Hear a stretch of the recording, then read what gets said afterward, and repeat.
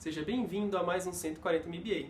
E se você pretende receber um investimento, você tem que saber a diferença entre Common Stock e Preferred Stock, que são as ações preferenciais versus as ações comuns. As ações preferenciais são as do seu investidor e você precisa saber por que elas são diferentes das suas. Fica aí que a gente já vai falar sobre isso.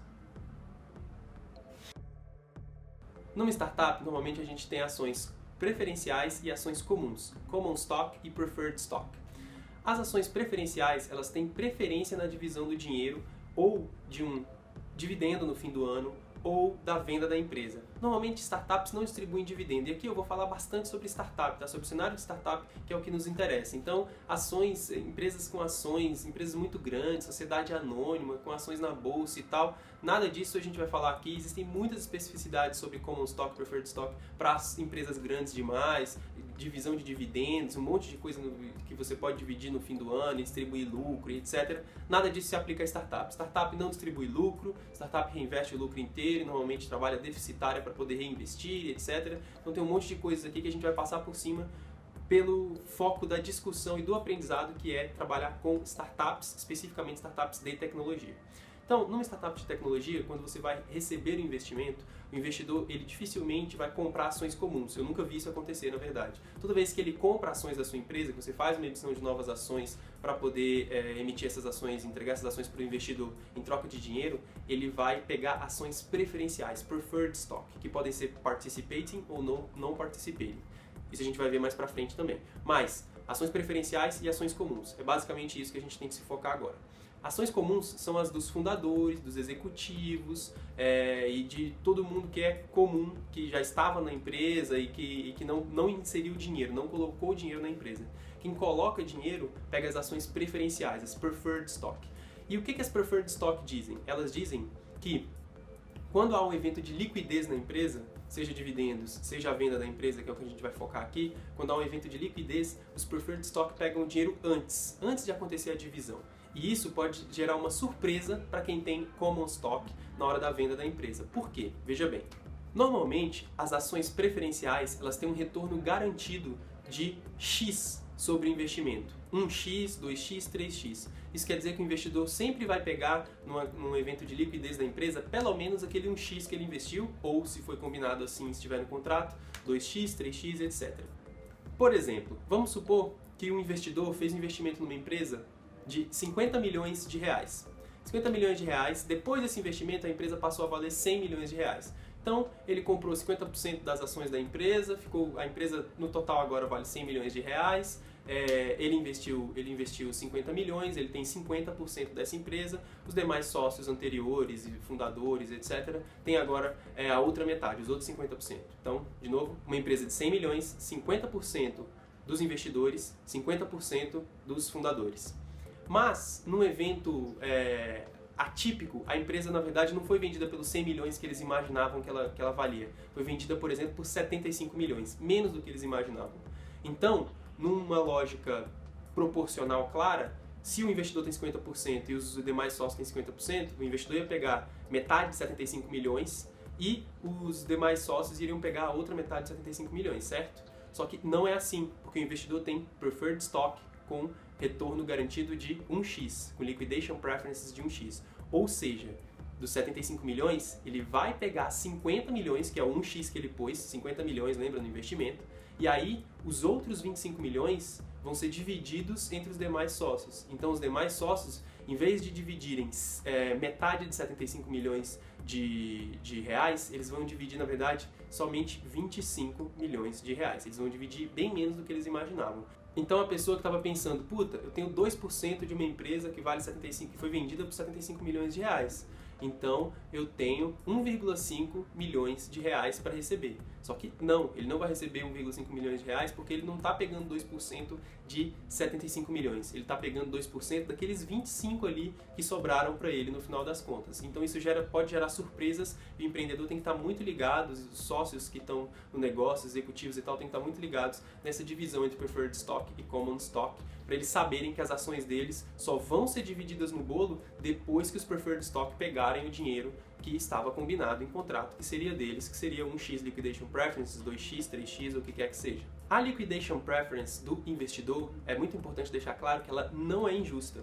O investidor está colocando dinheiro nessa empresa. E por colocar dinheiro, ele tem que ter mais garantias e mais segurança de que ele vai ter o retorno sobre o investimento dele, mesmo que a empresa tome um tombo de valor, mesmo que a empresa seja vendida por menos do que eles imaginavam. Então, se o investidor colocou 50 milhões, a empresa for vendida por 60 milhões, o mercado entende, e você também tem que entender na hora de assinar o papel, que é justo que ele pegue 50 milhões, o investidor pegue os 50 milhões que ele tinha investido antes, e só depois você compartilha o que sobrou, porque ele colocou dinheiro ali. Então a liquidation preference não é considerada injusta, não é considerada coisa de capitalista, malvado, nada disso. A liquidation preference é um mecanismo completamente comum, normal e super bem aceito no mundo das startups e das empresas investidas. No universo onde o investidor tem liquidation preferences de 1x, situações drásticas onde os empreendedores podem sair quase sem dinheiro nenhum no bolso ou até sem dinheiro nenhum no bolso só acontecem se a empresa for vendida por menos do que foi imaginado. Por exemplo, a empresa foi imaginada, naquele nosso exemplo, que ela valia 100 milhões e aí na verdade ela foi vendida por 75 milhões, então o investidor pegou 50 milhões dele e depois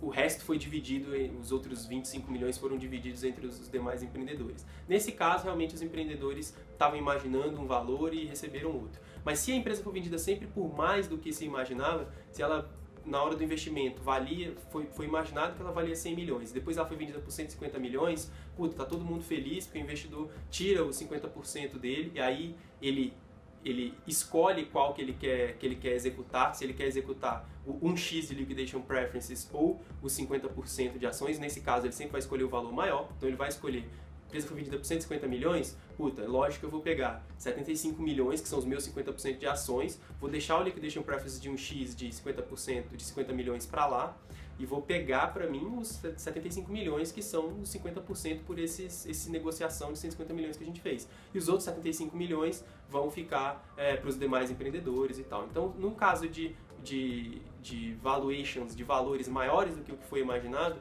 sempre as pessoas saem felizes, sempre dá tudo certo, ou quase sempre, né? Mas, enfim, a situação é bem mais confortável. O ruim é quando você faz um investimento imaginando que a empresa valha 100 milhões e aí ela é vendida por 75 e aí há um pouco de frustração no caminho. Situações mais drásticas só acontecem quando o liquidation preferences é maior do que 1x, é 2x, 3x ou o que quer que seja. Isso quer dizer o quê? Que o investidor, por exemplo, fez um investimento lá de 50 milhões, mas ele combinou com os empreendedores que o liquidation preferences dele não ia ser 1x, ia ser 2x. Então quando ele coloca 50 milhões, quando a empresa for vendida lá na frente, ele vai tirar o máximo possível dessa negociação até 100 milhões. Por exemplo, aquela empresa lá que a gente estava falando, o investidor fez um investimento de 50 milhões, a empresa agora foi avaliada como 100, mas ela é vendida por 75.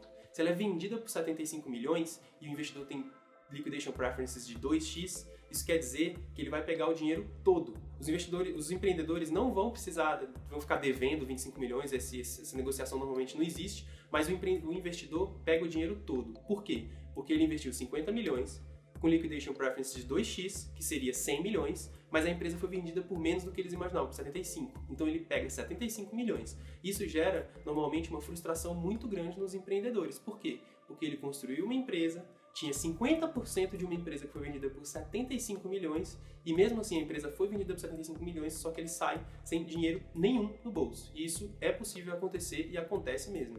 Então você tem que ficar ligado com os liquidation preferences para você não assinar o liquidation preference sem saber o que você está fazendo e com isso acabar vendendo uma empresa por vários milhões, mas pelos liquidation preferences secarem toda a receita que você ia ter, todo o lucro que você ia ter aí nessa venda. Nesse nosso caso, com 2x liquidation preferences de 50 milhões, ou seja, 100 milhões, os empreendedores só tocam no dinheiro se a empresa for vendida por mais de 100 milhões. Por quê? Porque se ela for vendida, por exemplo, por 110 milhões. Se ela for vendida por 110 milhões, o empreendedor vai pegar 10 milhões, que é o que sobra dos liquidation preferences do investidor. O investidor pega os 50 milhões dele vezes 2, que é 100 milhões, o investidor pega aquilo, reembolsa, é o retorno sobre o investimento que ele teve, e aí os 10 milhões que sobraram dessa venda de 110 milhões é o que os empreendedores vão poder tocar, é o que os empreendedores vão poder dividir. Então, no Liquidation Preferences de 2x, a empresa só valeria alguma coisa para os empreendedores se ela for vendida mais do que foi imaginado anteriormente, ou mais do que os 2x que o investidor fez o investimento. E um último detalhe sobre as ações preferenciais, não preferenciais, comuns, etc., são as participating e non-participating. A ação preferred, ela pode ser participating ou non-participating. E o que isso quer dizer? Isso quer dizer que ela continua participando da divisão de ações mesmo depois de ter a liquidation preference dela sanada. Complicado, né? Vamos lá. O que isso quer dizer? Isso quer dizer o seguinte, naquela nossa exemplo lá que o investidor botou 50 milhões com liquidation preferences de 1x numa empresa que agora vale 100 milhões. Beleza. O investidor tem 50% da empresa, empreendedores têm 50% da empresa, a empresa vale 100 milhões. Só que aconteceu um tropeço no meio do caminho, ela foi vendida por 75. Se ela foi vendida por 75, se o investidor tiver non-participating preferred stock, quer dizer que ele não participa da segunda divisão de ações. Ele tira o liquidation preference dele, 50 milhões, lembra? Eram 50 milhões investidos numa empresa que foi vendida por 75.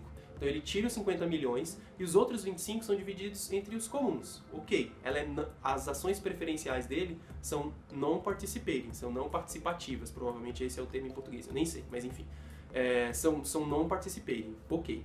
Mas se elas forem participating, que é o tipo de ação mais cabuloso que existe, se elas forem participating, aí fica mais vantajoso ainda para o investidor. Por quê? Ele tira o liquidation preference dele de 50 milhões, beleza. Então ele tirou o 1x que ele colocou lá na empresa na venda de 75 milhões, ok. Só que na divisão dos 25 milhões, ele também participa com 50%, ele também pega 50%. Por quê? Porque as ações dele são participating preferred. Então ele primeiro pega o preferred, 50 milhões, depois ele ainda pega 50% do que sobrou, porque ele tem 50% daquele bolo. Então ele pegaria 50 milhões, depois os 25 milhões que sobraram, que era o montante 75, os 25 milhões, ele ainda vai pegar 50%. No final das contas, ele vai ficar com 62,5 milhões no bolso, e os empreendedores e os demais que tiverem 50% da empresa vão pegar só 50% de 25.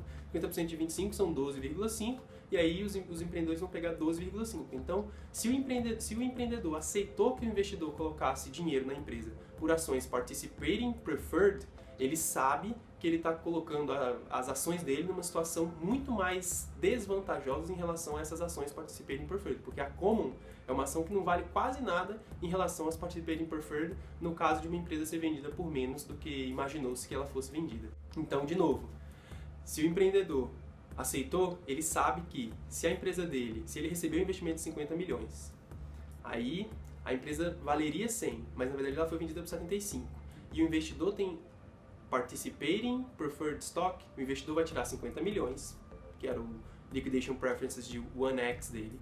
Depois que ele tirou esses 50 milhões, ele ainda vai tirar mais 50% do que sobrar, porque ele está exercendo a participação dele. E aí, ele exercendo a participação, ele vai pegar 12,5 milhões, ele vai sair com 62,5 dessa negociação, e os empreendedores vão sair com a divisão lá que for necessária entre eles para 12,5 milhões.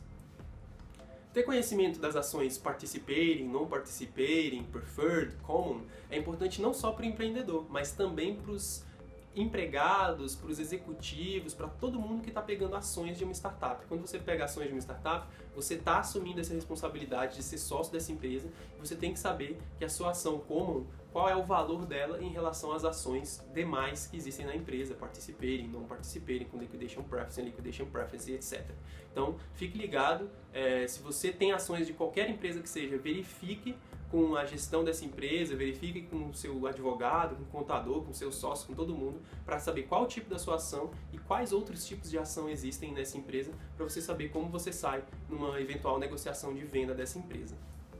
Esse foi um dos vídeos mais complexos, com certeza o Hugo Severo teve uma dificuldade absurda para editar isso, então agradeço a ele também nos comentários, porque com certeza foi difícil editar. Espero que vocês tenham gostado. Puta, Mandem sugestões aqui embaixo, deixem nos comentários o que vocês acharam desse assunto, façam suas perguntas. Lembre-se, entre em 140mba.com.br, 140mba.com.br. Lá você tem consultoria grátis comigo, você pode perguntar o que você quiser, eu vou respondendo assim que possível. Eu estou dedicando algumas horas durante a semana, no fim da noite, nas madrugadas, para ajudar as pessoas, os empreendedores que têm dúvidas. Deixe suas dúvidas lá. Se você tem um negócio específico que precisa de consultoria gratuita comigo. Se você tem uma dúvida um pouco mais genérica, que pode virar pauta, deixa aqui nos comentários. Curta esse vídeo, compartilhe, passe para os seus amigos, que eu preciso de feedback para poder estar mais motivado a continuar produzindo esse tipo de conteúdo. Muito obrigado a todos vocês que estão assistindo, a todo mundo que compartilha. Muito obrigado ao Hugo Severo por estar editando esse vídeo aqui e colocando eles nas plataformas, etc. Também está disponível como podcast, também está disponível na fanpage no Facebook. Valeu e até breve.